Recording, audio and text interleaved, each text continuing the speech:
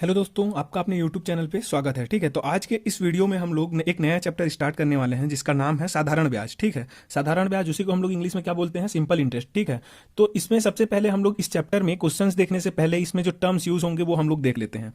तो इसमें बहुत स्टूडेंट ऐसे होंगे जो इसको इंग्लिश में देखेंगे, तो हिंदी में जो हम लोग यहाँ पे क्वेश्चन लिखेंगे उसको समझने के लिए इसको सबसे पहले समझना होगा। ठीक है, जब हम लोग मिश्र धन बोलेंगे मतलब इसमें हम लोग किसके बारे में बात करेंगे, अमाउंट।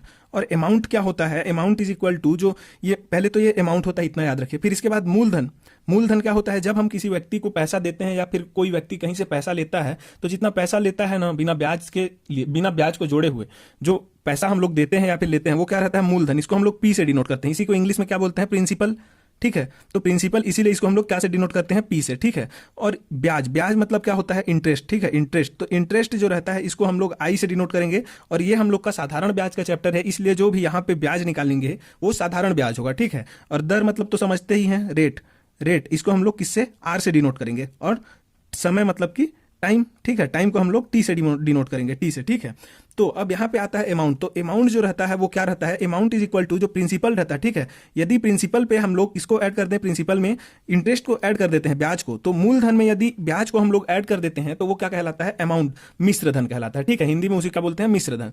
तो ये था एक बेसिक इसका मोटा मोटा नॉलेज। और इसमें एक फॉर्मूला जो यूज होगा एकदम सबसे ज्यादा, जो इस चैप्टर में यूज होने वाला फॉर्मूला कौन सा है, सिंपल इंटरेस्ट जो रहता है। सिंपल इंटरेस्ट उसी को हम लोग आई से भी डिनोट कर देते हैं यहाँ पे। तो इंटरेस्ट, सिंपल इंटरेस्ट क्या हो जाएगा, प्रिंसिपल इंटू में रेट इंटू में टाइम अपॉन में 100। ठीक है, डिवाइडेड बाय में 100। तो ये वाला फॉर्मूला इस चैप्टर के लिए आपको याद रखना है, ताकि हम जो यहाँ पे क्वेश्चन करेंगे उसको आप आसानी से समझ सकें। ठीक है, तो simple interest is equal to principal into rate into time divided by में 100। ठीक है, तो चलिए अब हम लोग इसमें क्वेश्चन देखते हैं। तो इसमें पहला क्वेश्चन हम देख रहे हैं कि कितनी धनराशि 6 वर्ष में 4% वार्षिक साधारण ब्याज की दर से ₹496 हो जाएगी। तो इसमें टाइम हम लोग को पता चल गया, क्या टाइम दे दिया हम लोग को, कितना, 6 वर्ष दे दिया। ठीक है, और रेट इसमें जो दर है वो कितना है, वार्षिक दर बोल रहा है। ठीक है, तो वार्षिक साधारण ब्याज की दर से मतलब 4% इसमें क्या है, दर। तो दर हमेशा परसेंट में रहेगा। ठीक है, तो रेट आर कितना हो गया, 4%। अब बोल रहा है कि इतना हो जाएगा, बोल रहा है 496 हो जाएगा, कितना धनराशि इतना हो जाएगा। मतलब यहाँ पे जो दिया है वो अपना प्रिंसिपल नहीं है, इसी को बस यहाँ पे समझना है। ठीक है, ये एकदम बेसिक क्वेश्चन है। ये क्या है, यहाँ पे मिश्र धन है। तो मिश्र धन कितना है, मिश्र धन कितना है, 496 रुपए। और ये मिश्र धन क्या होता है, अमाउंट होता है। ठीक है, अमाउंट बराबर हम लोग क्या पढ़े थे अभी, पी प्लस में इंटरेस्ट, सिंपल इंटरेस्ट। तो पी प्लस आई का वैल्यू कितना दे दिया है अपने को, पी प्लस आई का वैल्यू दे दिया 496। ठीक है, और धनराशि हम लोगों को पूछा है, मतलब पी का वैल्यू हम लोगों को निकालना है, यहाँ पे इसका वैल्यू निकालना है। तो इसको हम लोग मान लेते हैं X, P is equal to क्या मान लेते हैं, एक्स मान लेते हैं। ठीक है, तो यहाँ पे अपना इंटरेस्ट कितना हो जाएगा, पी यदि एक्स माने तो इंटरेस्ट कितना हो जाएगा, यहाँ से ऐसे एक्स पुट करेंगे पी के जगह पे, तो X plus I is equal to 496।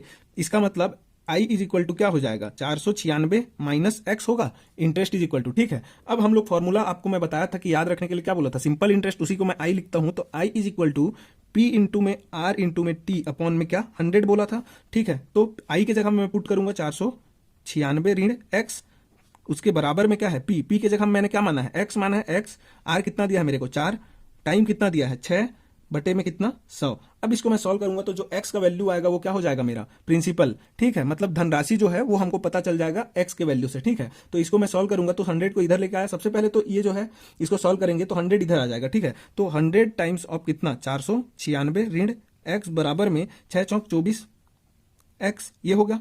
अब जो भी है इसको मैं आगे सॉल्व करूंगा तो इतना से 100 को मल्टीप्लाई करूंगा तो 4 9 6 और 2 जीरो लग जाएगा।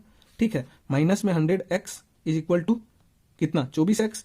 अब 100x उधर जाके प्लस हो जाएगा तो क्या आ जाएगा, 496 शून्य शून्य बराबर में 124x। अब इसी को मैं x का वैल्यू निकालूंगा तो क्या करूंगा, 496 को शून्य शून्य इसको किससे 124 से डिवाइड कर दूंगा। अब इसको आप लोग ध्यान से देख रहे होंगे तो इसको मैं ऐसे काटूंगा। ठीक है, तो काटूंगा तो क्या होगा, 24 चौक 96 और 100 चौक 400, तो इतना एकम इतना चौक। ठीक है, और जीरो जीरो मतलब कि x का वैल्यू कितना आ गया, 400 आ गया। ठीक है, तो 400 रुपए, तो x जो है धनराशि उसका मान कितना आ रहा है, 400 रुपए। तो ये अपना आंसर हो जाएगा। तो ऑप्शन कौन सा, ऑप्शन बी अपना आंसर होगा, 400 रुपए। ठीक है, तो इसमें जो अपना अगला क्वेश्चन है वह उसको मैं पढ़ रहा हूँ, अच्छे से सुनिएगा आप लोग। ठीक है, अब थोड़ा सा इसका लेवल थोड़ा ऊपर हुआ है, तो अब ऐसे ही करके हम लोग अगले अगले क्वेश्चन में थोड़ा थोड़ा लेवल ऊपर करते जाएंगे। और जितना भी क्वेश्चन हम लोग सॉल्व करेंगे इस वीडियो में, लगभग लगभग उतना क्वेश्चन को आप अगर देख लेते हैं अच्छे से और समझ जाते हैं तो साधारण ब्याज से जितने भी क्वेश्चन आएंगे वो आपसे बन जाएंगे। ठीक है, तो इसमें पहला मतलब दूसरा क्वेश्चन क्या है, एक्स ने बैंक के बचत खाते में एक निश्चित राशि जमा की। ठीक है, जमा कर दिया। अब कितना किया है वो पता नहीं है, निश्चित राशि है, ठीक है। अब राशि साधारण ब्याज पर 15 साल में 3 गुना हो जाता है, ठीक है। फिर साधारण ब्याज की समान दर पर कितने वर्षों में राशि स्वयं की 2 गुनी हो जाएगी, ठीक है। तो इसमें क्या कर रहा है, एक्स जो है वो बचत खाते में पैसा जमा कर रहा है, लेकिन कितना जमा कर रहा है वो हम लोग नहीं जान रहे हैं। तो राशि जो है उसको हम लोग मान लेते हैं लेट करके, लेट राशि कितना है जो जमा कर रहा है, पी है, ठीक है, मान लिए पी। अब कितने में बोल रहा है वो राशि जो है साधारण ब्याज पर, साधारण ब्याज है, ठीक है, बोल दिया। अब 15 साल में 3 गुना हो जाता है, तो टाइम यहां पे कितना दे दिया, 15 साल दे दिया, ठीक है, पहला केस में। और इस केस में 15 साल में जो है राशि ये जो पी है वो 3 गुना मतलब 3p हो जाता है, ठीक है। तो ये क्या हो गया, मिश्र धन हो गया ना, मिश्र धन हो गया। 15 साल में मिश्र धन कितना हो गया, 3p, तो ये आ गया मिश्र धन। अब उसके बाद साधारण ब्याज की समान दर पर कितने वर्षों में राशि स्वयं की 2 गुनी होगी, तो ये जो राशि है वो 3p तो 15 साल में हो रहा है, तो कितने साल में 2 गुना होगा वो हमको निकालना है। तो सबसे पहले तो मिश्र धन का फॉर्मूला हम लोग जान रहे हैं, क्या होता है मिश्र धन, मिश्र धन बराबर क्या होता है भाई, P प्लस में आई, मतलब कि प्रिंसिपल प्लस इंटरेस्ट मूलधन धन ब्याज होता है, ठीक है। तो मिश्र धन हम लोग को कितना दिया है यहाँ पे 3p, बराबर में P कितना है प्रिंसिपल, राशि जो है उसको P ही माने हैं, तो P प्लस इंटरेस्ट आई, तो आई कितना हो रहा है इसमें, इसको इधर लेके आऊंगा तो माइनस हो जाएगा P, तो इंटरेस्ट कितना आ रहा है 2p आ रहा है कि नहीं आ रहा है, आ गया, ठीक है 2p। और इंटरेस्ट बराबर क्या होता है, P इंटू में R इंटू में T अपॉन में 100 होता है, ठीक है। और आई का वैल्यू 2p है, p यहाँ पे p का वैल्यू क्या है, p ही है, और r का वैल्यू अपने को निकालना है, यहाँ पे पता नहीं है, ठीक है, तो r ही ले लेते हैं रेट को।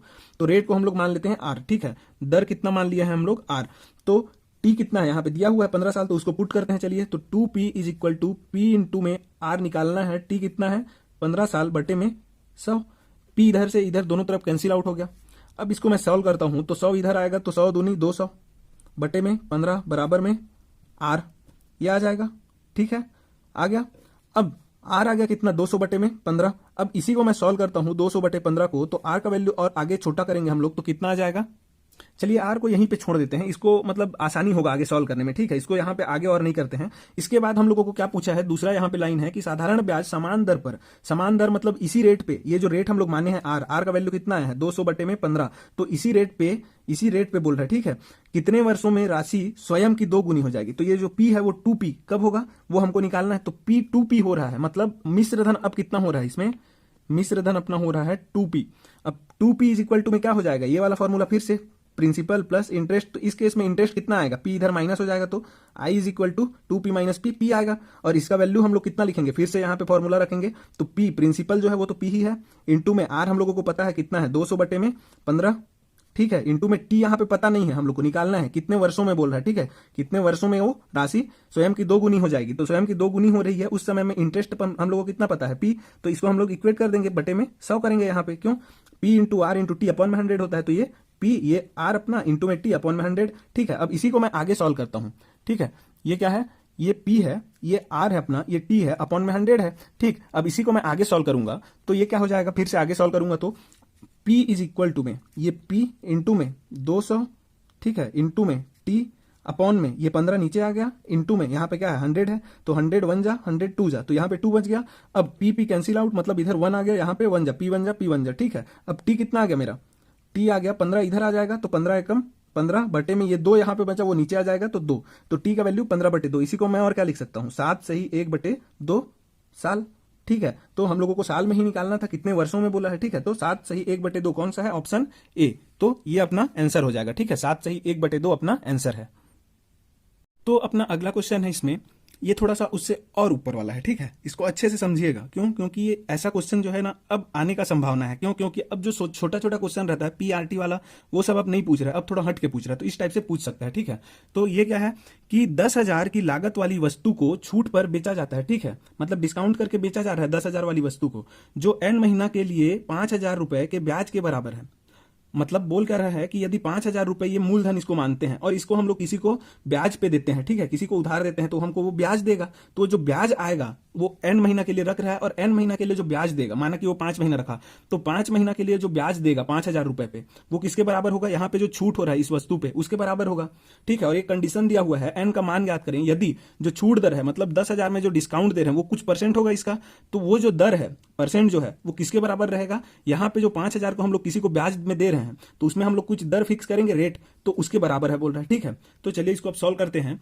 तो सबसे पहले तो हम लोग यहाँ पे पहले दूसरा लाइन को देखेंगे, ठीक है। तो दूसरा लाइन में क्या बोल रहा है, एन महीने के लिए 5,000 रुपए के ब्याज के बराबर है, तो मान लेते हैं इसमें पी दे दिया अपने को कितना 5,000 रुपए, मतलब मूलधन 5,000 है, रेट हमको पता नहीं है, तो रेट हम लोग मान लेते हैं दर कितना, आर ही मान लेते हैं, ठीक है। अब क्या बोल रहा है, टाइम कितना दे दिया, टाइम अपने को दे दिया एन महीना बोला है, ठीक है।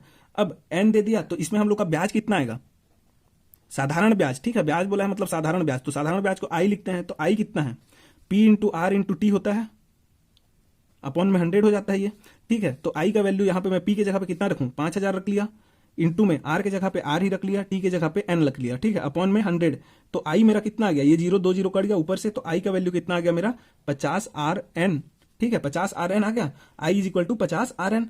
अब मेरे को क्या बोल रहा है, ये जो है 10,000, ठीक है, 10,000 का जो वस्तु है उसमें मैं कुछ छूट दूंगा, डिस्काउंट, तो कुछ परसेंट दिया, तो कितना परसेंट डिस्काउंट दिया, 10,000 में मान लो ये 10,000 है, तो इसमें जो परसेंट दिया कुछ डिस्काउंट मान के चलिए x%, तो x किसके बराबर है बोल रहा है, दर के बराबर, छूट दर जो है वो किसके, ब्याज दर के बराबर है, तो ब्याज दर हम लोग कितना माने हैं r, तो r% बोला मतलब r बटे में 100, और ये जो छूट मिल रहा है मतलब इसका जो है r% छूट दिया जा रहा है, तो ये किसके बराबर बोल रहा है, ये ब्याज के बराबर है, इज इक्वल टू आई, ठीक है। तो अब मैं इसको आगे इक्वेट करूंगा, तो आई की जगह हम 50 RN लिख सकता हूं ना मैं, ठीक है, तो लिख लेता हूं, इसको क्या कर लूंगा मैं 1000, यहां से 2 0 कट गया, तो यहां पे क्या बचा 100R, वहां 100 बच गया, और ये R इंटू में, तो 100R, और आई की जगह मैं क्या लिखूंगा 50 RN ये रखूंगा।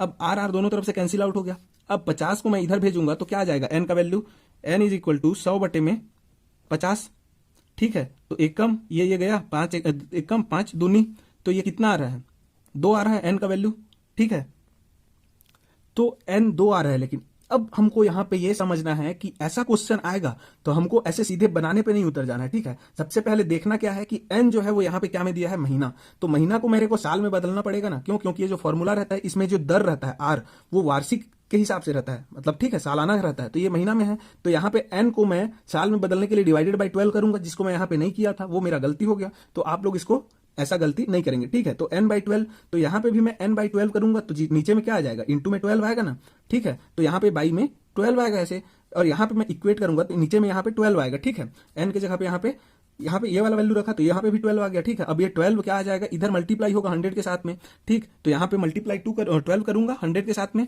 तो यहां पे मल्टीप्लाई 12 किया तो ये 2 बचा, और 2 के साथ में 12 मल्टीप्लाई होगा, तो 12 इंटू 2 कितना होगा 24, ये क्या आ जाएगा 24 मंथ आएगा। अब यहाँ पे ये महीना में आया है, ठीक है, यहाँ पे अब क्या में आ गया, ये महीना में, यहाँ पे तो साल में आया था, ठीक है, लेकिन n का वैल्यू हम लोग को किस में आ गया, अब यहाँ पे महीना में आ रहा है, क्यों, क्योंकि यहाँ पे जो फॉर्मूला था वो हम लोगों को मांग रहा था n का टाइम का वैल्यू क्या में मांग रहा था, टाइम का वैल्यू साल में मांग रहा था, तो हम लोग n को थोड़ी ना बदले थे जी, उसको n का जो वैल्यू था जैसे उसको हम लोग डिवाइड बाई 12 करके अपने सहूलियत के लिए उसको साल में बदल दिए थे, ठीक है, लेकिन n जो है वो अभी भी वो महीना में है ना, तो n कितना आ रहा है वैल्यू 24, तो ये 24 महीना है, ठीक है, तो 24 मंथ ये आंसर है, तो 24 कौन सा में है, ऑप्शन बी, तो ये अपना क्या हो जाएगा आंसर, ठीक है। तो यहाँ पे आप ये गलती नहीं करेंगे, इसको ध्यान रखेंगे, क्यों, क्योंकि क्वेश्चन में वहां पे जो है ना आंसर में एग्जाम में मैं तो यहाँ पे नहीं दिया था ऑप्शन 2, वहां पे ऑप्शन यहाँ पे ऐसे करके ई में दिया रहेगा 2, तो आप लोग का जैसे यहाँ पे 2 आया ना तो आप लोग सीधा इसी को मारेंगे, तो ये वहां पे गलती हो जाता है, ठीक है, तो ऐसा नहीं करेंगे। वहां सबसे पहले जो n रहेगा यहाँ टाइम, यदि सालाना यहाँ पे दर दिया है तो इसको हम लोग को साल में बदलना पड़ेगा, यदि महीना में रहेगा तो, ठीक है, इस बात का ध्यान रखेंगे।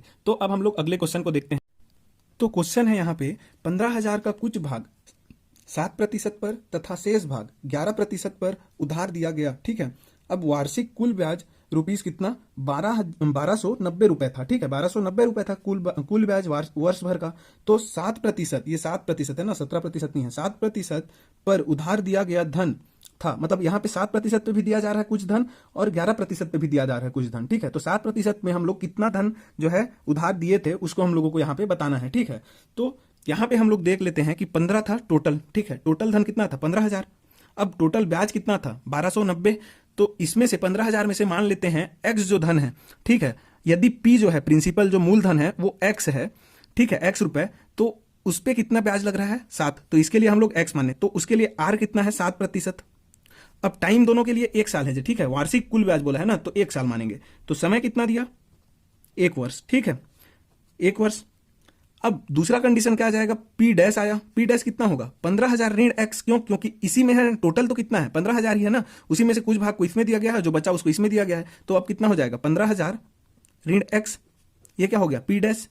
अब आर डैश जो है वो कितना है, यहाँ पे 11% है इस केस में, और समय कितना है, समय तो यहाँ पे भी कितना है 1 वर्ष ही है, ठीक है।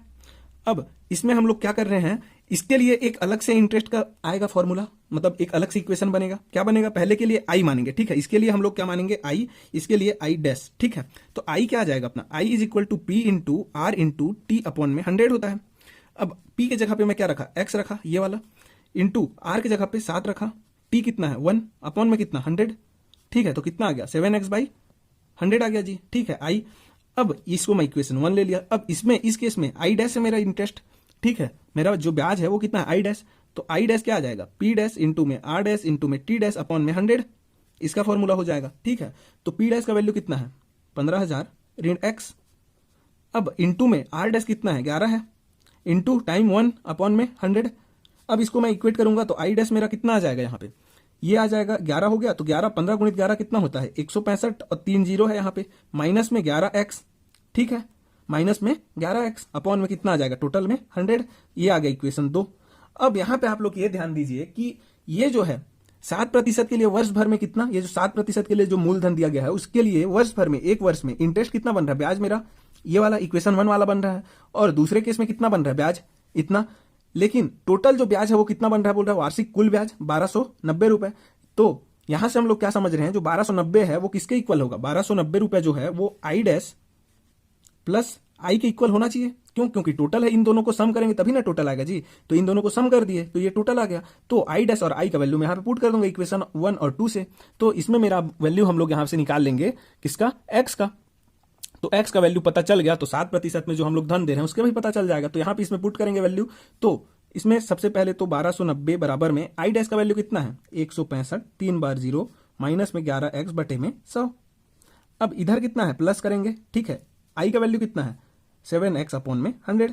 अब नीचे में दोनों 100 कॉमन लेके मैं उसको लेफ्ट साइड भेज दिया।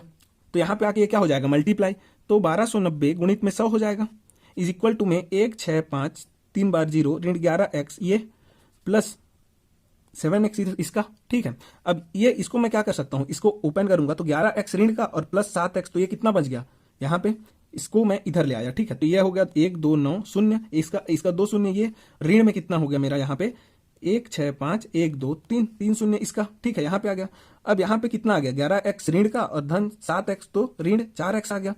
और इसका जो वैल्यू आया है ये भी ऋण में आएगा, क्यों, क्योंकि ये छोटा है और ये बड़ा है, तो ऋण ऋण दोनों तरफ से कट जाएगा। तो इसका माइनस करूंगा मैं तो 3 जीरो तो ऐसे ही रहेगा, ठीक है। इसमें से अब माइनस, अब इसका वैल्यू कितना आएगा तो 0 0 0 तो पहले आ गया, ठीक है, 1 2 3। अब 5 में से 9 गया तो कितना बचेगा 5 है, तो एक हासिल आया तो 15, 15 में 9 गया तो 6, ठीक है। अब यहाँ पे कितना 5 बचा, 5 में से 2 गया तो कितना 3, तो 3, ये माइनस का 36,000 बराबर में कितना माइनस का 4x, तो माइनस माइनस खत्म हो गया। अब x का वैल्यू मेरा कितना आ गया, x इज इक्वल टू 36,000 बटे में 4, 36,000 बटे में 4 आएगा ना, ये 4 इधर आ गया, तो 4 1 कम 4 9 4 नियम 36, 1 2 3 0, तो कितना आ गया x का वैल्यू 9,000 आ गया, 9,000 रुपए। तो x का वैल्यू आ गया 9,000। तो x ही क्या है, जो 7% दर के हिसाब से जो हम लोग दिए थे मूलधन ऋण में, वो कौन सा था, x था।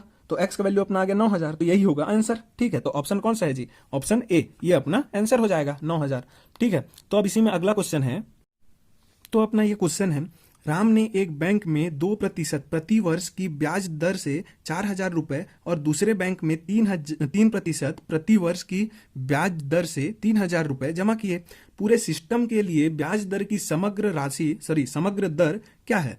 तो ये क्या बोल रहा है, राम जो है वो एक बैंक में 2%, उसका रेट कितना है 2% वार्षिक, ठीक है, के ब्याज दर से कितना 4,000 रुपए जमा किया। मतलब पी हम लोग का कितना है, पहले बैंक का 4,000 रुपए, आर कितना है 2% और समय कितना है 1 वर्ष। अब दूसरे बैंक में क्या है 3% रेट से, जो इसमें दर है वो कितना है 3% ब्याज दर, ठीक है। 1 वर्ष के लिए, प्रति वर्ष बोला तो 1 वर्ष के लिए कितना 3,000 रुपए जमा किया, ठीक है। तो इससे जो हमारा इसमें बोल कर रहा है कि पूरे सिस्टम के लिए ब्याज दर की समग्र राशि, तो इसमें इसको एक सिस्टम माने, ठीक है। तो इसके लिए एक जो समग्र दर है, मतलब समग्र जो रेट है, क्यूमुलेटिव रेट, वो क्या होना चाहिए वो हमको बताना है इसमें। तो हम लोग इसमें कैसे करेंगे, ऐसे क्वेश्चन आएगा उसको अप्रोच कैसे करना है वो देख लीजिए एक बार, कि 2% ब्याज दर से दे रहा है, ठीक है। तो इसके लिए एक कंडीशन बनेगा, जैसे हमने पहले इससे पहले क्वेश्चन में बताया, एक अलग से पी आएगा, फिर पी डैश वाला आएगा, ठीक है। तो पी ये आ गया, पी डैश वाला ये आ गया, इसमें एक इंटरेस्ट आया, इसमें एक दूसरा इंटरेस्ट आया आई डैश, इसमें आई आया। अब उन दोनों को जोड़ूंगा तो टोटल आई आ गया। तो आई आ गया 1 वर्ष के लिए, ठीक है, टोटल। अब इस केस में आर बदल जाएगा, आर हम लोग को टोटल आई तो पता चल गया, ठीक है, दोनों में से। उसके लिए हम लोगों को कितना रेट चाहिए, ठीक है, जिसके लिए वही आई आए जो इन दोनों के आई के योग से आया है, ठीक है। चलिए उसको एक बार हम लोग यहाँ पे सॉल्व करते हैं तो आपको अच्छे से समझ में आएगा, ठीक है। तो पहला तो क्या है, पहले कंडीशन के लिए पी कितना है, P1 4,000 रुपए, और आर कितना है, R1 2%, टाइम कितना है 1 वर्ष, P2 कितना है 3,000 रुपए, R2 कितना है 3%, टी कितना है वही 1, तो इसीलिए टी लिख दिया, ठीक है। तो इसके लिए आई क्या आएगा, I1 आएगा, इसके लिए क्या आएगा I2 आएगा। अब I1 प्लस I2 जो आएगा वो टोटल एक आई आ गया। तो ये जो आई है, इस आई के लिए क्या आर होना चाहिए वो हमको निकालना है, ठीक है। अब समझ में आया क्या? तो इसको हम लोग देख लेते हैं, पहले इसका आई निकालेंगे। तो I1 कितना आया, I1 is equal to 4,000, P into में आर कितना 2, इंटू में समय कितना 1/100, तो ये कितना आ गया 2 0 2 0 कट गया, 40 दूनी 80, तो ये 80 रुपए आ गया। I2 कितना आ जाएगा 3,000 गुणित 3 गुणित 1/100, तो 2 2 कट गया, मतलब 2 0 2 0 कट गया, और 30 तिया 90, तो 90 रुपये आ गया इसमें दूसरे बैंक से। तो टोटल आई कितना आएगा, इसको ऐड कर दूंगा दोनों को, तो कितना आ गया 90 और 80 170, तो 170 रुपये टोटल आई आया। तो ये किसका आ गया, वैल्यू आई आ गया। तो इस आई के लिए हमारे पास पी भी कितना है, टोटल जो पी आया, पी ओ कितना हो जाएगा, P1 प्लस P2 हो जाएगा ना भाई, क्यों, क्योंकि क्यूमुलेटिव कर रहे हैं, तो दोनों को जोड़ेंगे तो कितना आएगा 7,000 रुपये, 7,000 रुपये। आई अपना आ गया 170 रुपये। तो आर निकालना है, टाइम तो एक ही साल रहेगा, तो इस केस में हम लोग I is equal to P into में आर इंटू में टी अपॉन में 100 वाला फॉर्मूला फिर लगाएंगे, ठीक है। तो इसमें ऐसे हम लोग इसको सॉल्व करेंगे तो क्या आएगा, यहाँ पे पुट किया वैल्यू, तो आई के जगह पे कितना 170 रुपये, पी के जगह पे मैं कितना लिखूंगा 7,000, ये वाला क्यूमुलेटिव वाला, इंटू में आर जो निकालना है हम लोगों को, दर समग्र दर वो आर है, ठीक है, इंटू में समय 1/100। अब 2 0 2 0 कट गया, इधर से 1 0 इधर से 1 0, ये कट गया दोनों तरफ से। अब आर का वैल्यू कितना आ गया मेरा 17/7 आ गया, 17/7। तो इसको मैं और क्या लिख सकता हूँ, 7 दूनी 14, और ऊपर में कितना बच रहा है रिमाइंडर 3/7, तो 7 दूनी 14 दिन 17/7, तो 2 सही 3/7 कौन सा है ऑप्शन में, ऑप्शन ए। तो ये अपना क्या हो जाएगा आंसर। तो इस रेट से यदि मैं देता हूं, ठीक है, इतना पैसा को एक ही बैंक में, तो मेरा इंटरेस्ट जो आएगा कितना आएगा 170 रुपए ही आएगा, ठीक है। तो क्वेश्चन में यही बोला था, समग्र दर इसी को कहा जाता है, ठीक है। तो इसमें अब हम लोग अगला क्वेश्चन देखेंगे। तो क्वेश्चन है 17,850 की राशि आंशिक रूप से 6.5% और शेष 8.2% प्रति वर्ष, ठीक है, प्रति वर्ष पर उधार दी गई।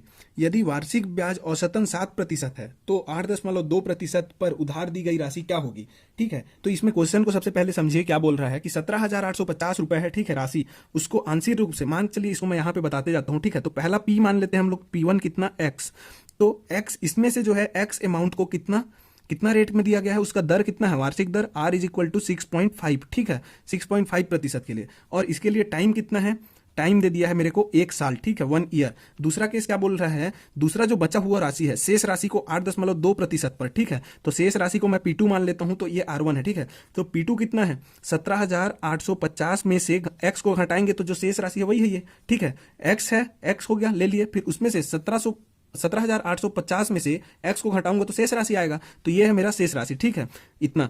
अब R2 इसमें क्या है 8.2%, टाइम किसे इसमें क्या है 1 ईयर है इसमें भी, ठीक है। तो ये आ गया एक केस, ये आ गया दूसरा केस, इतना तो हो गया यहां तक का क्वेश्चन, ठीक है। यहां तक बोला है क्वेश्चन में, यदि वार्षिक ब्याज औसतन 7% है, और जब मैं पी कितना लेता हूं 17,850 टोटल को एक बार पी लेता हूं, तो इसमें जो आर है वो कितना है 7% है, और टी कितना है 1 साल है, ऐसा बोल रहा है। ये 3 कंडीशन यहां तक दिया हुआ है, ठीक है, यहां तक। तो 8.2%, मतलब इस वाले केस में, P2 वाले केस में उधार दी गई राशि, मतलब P2 का जो वैल्यू है वो हमको पूछा है यहाँ पे, ठीक है। तो इसको हम लोग सॉल्व करते हैं। चलिए पहले इसमें हम लोग सबसे पहले क्या करेंगे, इसमें कॉन्सेप्ट क्या है कि यहां से जो आई आएगा ये I1 होगा, इसमें से जो I आएगा ये I2 होगा। तो I1 प्लस I2 जो है क्या होगा, इसको जोड़ेंगे तो I का इसमें से जो आएगा I इसके बराबर होगा, ठीक है। इन दोनों को जोड़ेंगे तो क्यों, क्योंकि इसी राशि को हम लोग 2 टुकड़े में बांट कर दिए हैं अलग अलग रेट से, तो उसका जो राशि हमारा आ रहा है ब्याज में वो I1 और I2 है, इसलिए हम इन दोनों को जोड़ेंगे तो वो सम टोटल होके कितना आएगा I आएगा, ठीक है, इसके बराबर, इसके इंटरेस्ट के बराबर में आएगा, ठीक है। तो चलिए करते हैं, I1 का वैल्यू कितना आएगा P1 इंटू में R1 इंटू में T अपॉन में 100, ठीक है। तो I1 का वैल्यू क्या आ गया, P1 कितना है x इंटू में R 6.5 इंटू में T 1 अपॉन में 100, तो ये क्या हो गया 6.5 x अपॉन में 100, ठीक है। ये पहला इक्वेशन मेरा बना। दूसरा इक्वेशन क्या आएगा, I2 का आएगा, I2 क्या आएगा P2 इंटू में R2 इंटू में T अपॉन में 100, ठीक है। तो P2 का वैल्यू कितना है 17,850 माइनस में x इंटू में r कितना है 8.2 इंटू में टाइम 1 अपॉन में 100। ठीक है, इसी को मैं यहाँ से यहाँ ऐसे मल्टीप्लाई करूंगा तो यहाँ पे एक बार मैं 17,850 के साथ में मल्टीप्लाई होगा मेरा 8.2। ठीक है, 8.2 और माइनस में 8.2 x ऐसे करके है यहाँ पे। ठीक है, डिवाइडेड बाय में कितना है जी 100। इसको मैं इक्वेशन 2 ले लिया। ठीक, तो इक्वेशन 2 यहाँ तक मेरा बन गया।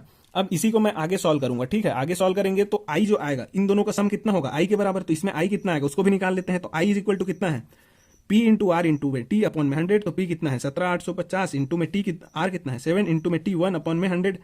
ठीक है, तो ये कितना आ गया 17,850 इंटू में 7 अपॉन में 100। ये मेरा तीसरा इक्वेशन। कभी कभी इसको पूरा सॉल्व नहीं करना ही सही रहता है, कैसे वो आप लोग आगे देखेंगे। ठीक है, यहाँ पे मैंने इसको पूरा वैल्यू नहीं लिखा है सॉल्व करके, उसको आप लोग आगे समझ में आ जाएगा। ठीक है, तो अब इसको हम लोग सॉल्व करेंगे तो i इज इक्वल टू कितना करेंगे i1 प्लस i2। क्या करेंगे i is equal to i1 plus i2 करेंगे। तो चलिए करते हैं। तो i1 का वैल्यू कितना है 17,850 इंटू में 7 अपॉन में 100 इज इक्वल टू में i1 कितना है 6.5x अपॉन में 100 प्लस i2 कितना है 17,850 इंटू में 8.2 ऋण 8.2x अपॉन में 100 तीनों में है तो काट देंगे तीनों में से, इसमें से भी इसको काट दिए।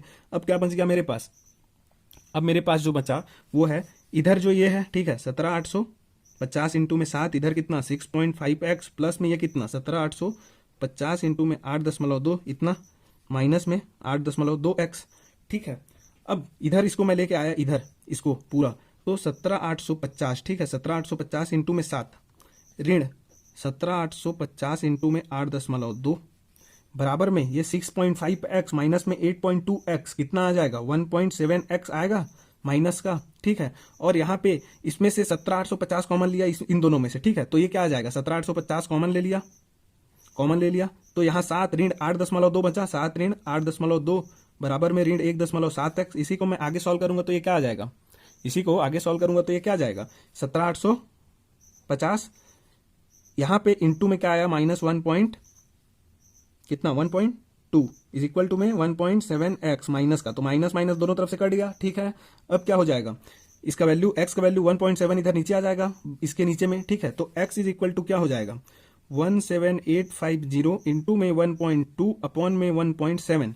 अब इसको मैं सॉल्व करूंगा तो ये मेरा डेसिमल यहां से हटेगा। ठीक है, ये डेसिमल मेरा यहां से हटा, ये डेसिमल यहां से, तो अब कितना बचा 17,850 गुणित में 12 बटे में 17। ये 17 एकम 0 5 0 कितना आया 1050 इतना यहाँ पे इंटू में 12। अब इसका वैल्यू कितना आ रहा है, इसको मैं मल्टीप्लाई करूँ कितना आएगा, यहाँ पे अब करना पड़ेगा। यहाँ पे आपको समझ में आया होगा कि मैं मल्टीप्लाई क्यों नहीं किया, क्यों कॉमन निकाल लिया इन दोनों को। ठीक है, वहीं पे मल्टीप्लाई कर देता तो पॉइंट में कुछ आ जाता किची ऐसे। ठीक है, अब वो उससे आता तो उसमें यहाँ पे फिर यहाँ पे हम लोग को काटने में यहाँ पे दिक्कत होता है, इसीलिए मैंने नहीं काटा। तो यहाँ पे देख लीजिए 12 0 0 12 5 60 का 0 और जो 6 बचा वो 12 0 0, तो यहाँ पे 6 फिर से आ गया तो 12 एकम 12 फिर तो 12,600 रुपए। अब ये तो आया x का वैल्यू, हमको पूछा क्या है यहाँ पे P2, और P2 का वैल्यू क्या है अपने पास, P2 का वैल्यू है 17,850 माइनस x, तो यहाँ पे इसका जो वैल्यू आएगा वो हमारा आंसर होगा। ठीक है, तो 17,850 ऋण में कितना 12,600, तो P2 कितना है, P2 इज इक्वल टू आ जाएगा 17,850 ऋण 12,600। इसका वैल्यू कितना आ जाएगा जी, इसका वैल्यू आ जाएगा, इसमें 0 में से 0 गया तो 0।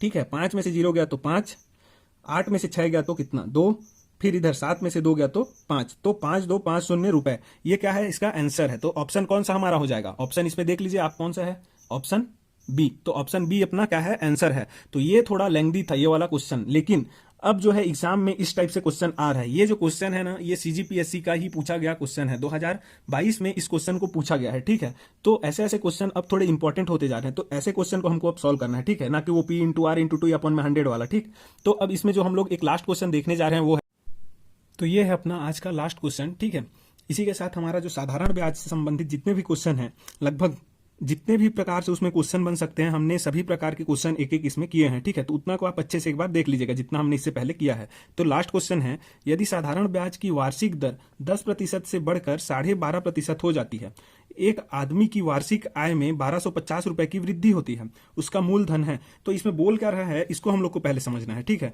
साधारण ब्याज तो है, ठीक है, ये समझ में आ गया। अब वार्षिक दर कितना है, 10%। तो पहले 10% था, अब उससे बढ़ करके 12.5% हो जाता है। तो एक आदमी का जो वार्षिक आय है वो 1250 रुपए बढ़ जाता है। तो 1250 रुपए उसका वार्षिक आय बढ़ेगा कब, जब उसके ब्याज में वृद्धि हो। ब्याज में कितना वृद्धि हो, 1250 रुपए, ठीक है। तो 1250 रुपए उसका क्या है, ब्याज है, ठीक है। ब्याज मतलब कि जो सिंपल इंटरेस्ट हम लोग निकाल रहे हैं, साधारण ब्याज, वही उसका क्या है, साधारण ब्याज 1250 रुपए। तभी ना जी वृद्धि हो रहा है, जब उसका रेट बढ़ रहा है। तो ठीक है, तो इसमें मूलधन क्या है उसको पूछा है, तो मान लेते हैं इसमें जो मूलधन है उसको हम लोग क्या मान लेंगे, मूलधन को पी मान लेते हैं इसमें, ठीक है। और पहले उसका दर क्या था, R1 पहले क्या था, 10% था। R2 बाद में कितना हो गया, 12.5। 12.5 को हम लोग और क्या लिख सकते हैं, 12 दूनी 24, 1 25, 25/2, तो 25/2%, ठीक है। और समय कितना है, 1 साल।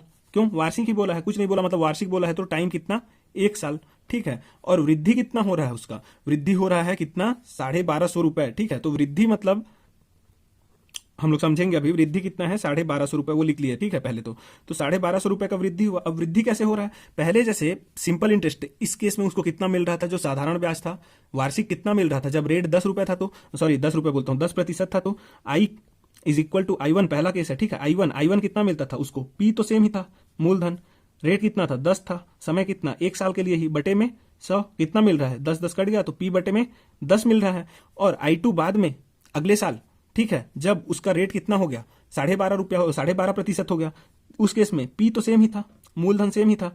अब रेट कितना हो गया, 25/2, 12.5 को 25/2 भी लिख सकता हूं, ठीक है। इंटू में टाइम तो 1 ही साल है, बटे में 100। अब ये हो जाएगा कितना, ये 25 एकम 25 चौक और 2 नीचे आकर के कितना हो जाएगा, 4 दूनी 8।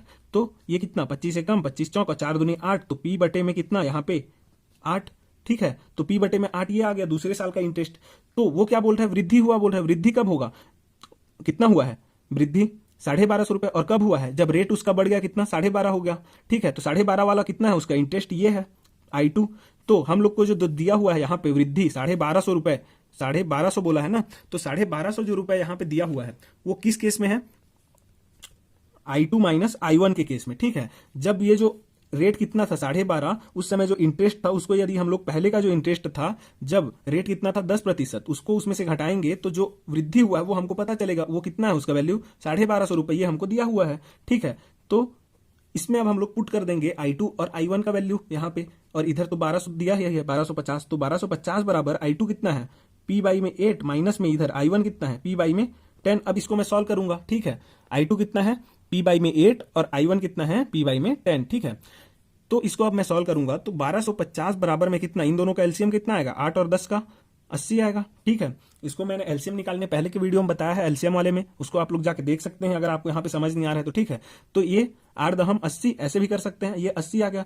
अब यहाँ से 80 को मैं 8 से डिवाइड करूंगा, कितना आया, 10, तो 10 गुणित P 10P, माइनस ये 10 से डिवाइड करूंगा 80 को, तो कितना आएगा 8, तो 8 गुणित P 8P, ठीक है। तो 1250 बराबर अब कितना आ गया, 10P ऋण 8P कितना, 2P बटे में 80, ठीक है। अब इसी में मैं क्या करूंगा, 2 से काट दूंगा, 2 एकम, इसको काटूंगा कितना में, 2 6 12, 2 दूनी 4, 2 पंचे 10, ठीक है, 625। तो यहां से मेरा P कितना आ गया, P/80 आ गया कितना, 625। अब 80 इधर चले जाएगा 625 के पास, तो P का वैल्यू कितना आएगा, 625 गुणित 80, ठीक है, 80। अब इसका वैल्यू कितना आएगा, इसको मल्टीप्लाई करूंगा तो ये आ जाएगा मेरा 50,000, ठीक है। करके देख लीजिएगा आप लोग, तो P कितना आ गया, 50,000 रुपए। तो ऑप्शन कौन सा है अपना, ऑप्शन बी, 50,000 रुपए, ये इसका आंसर हो जाएगा, ठीक है। तो इस टाइप से क्वेश्चन को हम लोगों को ऐसे अप्रोच करना है, ठीक है। तो ये था अपना लास्ट क्वेश्चन। अगर आज का वीडियो आपको अच्छा लगा हो तो वीडियो को क्या करेंगे, लाइक करेंगे, इसको शेयर करेंगे ज्यादा से ज्यादा, और चैनल को हमारे क्या करेंगे, सब्सक्राइब करेंगे, ठीक है। Thank you.